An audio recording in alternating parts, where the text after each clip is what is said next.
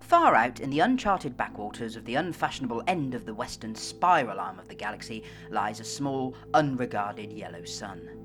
Orbiting this at a distance of roughly 92 million miles is an utterly insignificant little blue-green planet whose ape-descended lifeforms are so amazingly primitive that they still think digital watches are a pretty neat idea. This planet has, or rather had, a problem, which was this. Most of the people living on it were unhappy for pretty much of the time.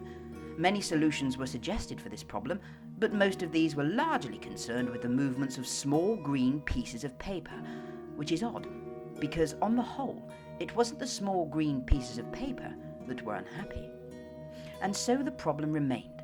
Lots of the people were mean, and most of them were miserable, even the ones with digital watches. Many were increasingly of the opinion that they'd all made a big mistake in coming down from the trees in the first place, and some suggested that even the trees had been a bad move, and that no one should ever have left the oceans.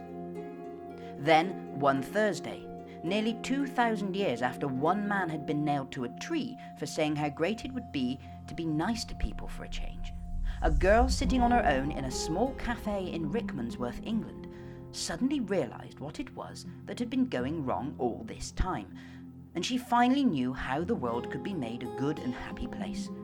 This time it was right, it would work, and no one would have to get nailed to anything. Sadly, however, before she could get to a telephone to tell anyone about it, a terribly stupid catastrophe occurred, and the idea was lost forever. This is not her story, but it is the story of that terrible stupid catastrophe and some of its consequences. It is also the story of a book called The Hitchhiker's Guide to the Galaxy. Not an Earth book, never published on Earth, and until the terrible catastrophe occurred, never seen or even heard of by any Earthman. Nevertheless, a wholly remarkable book. It is perhaps the most remarkable book ever to come out of the great publishing houses of Ursa Minor, of which no Earthman had ever heard either. Not only is it a wholly remarkable book, it is also a highly successful one, more popular than the Celestial Home Care Omnibus, better selling than 50 More Things to Do in Zero Gravity, and more controversial than Oolon Kalufid's trilogy of philosophical blockbusters, Where God Went Wrong, Some More of God's Greatest Mistakes, and Who Is This God Person Anyway?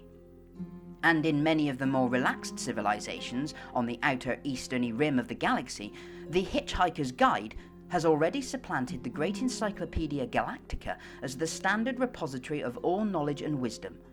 For though it has many omissions and contains much that is apocryphal, or at least wildly inaccurate, it scores over the older, more pedestrian work in two important respects. First, it is slightly cheaper, and secondly, it has the words, "Don't Panic," inscribed in large friendly letters on its cover. But the story of this terrible, stupid Thursday, the story of its extraordinary consequences, and the story of how these consequences are inextricably intertwined with this remarkable book begins very simply. It begins with a house.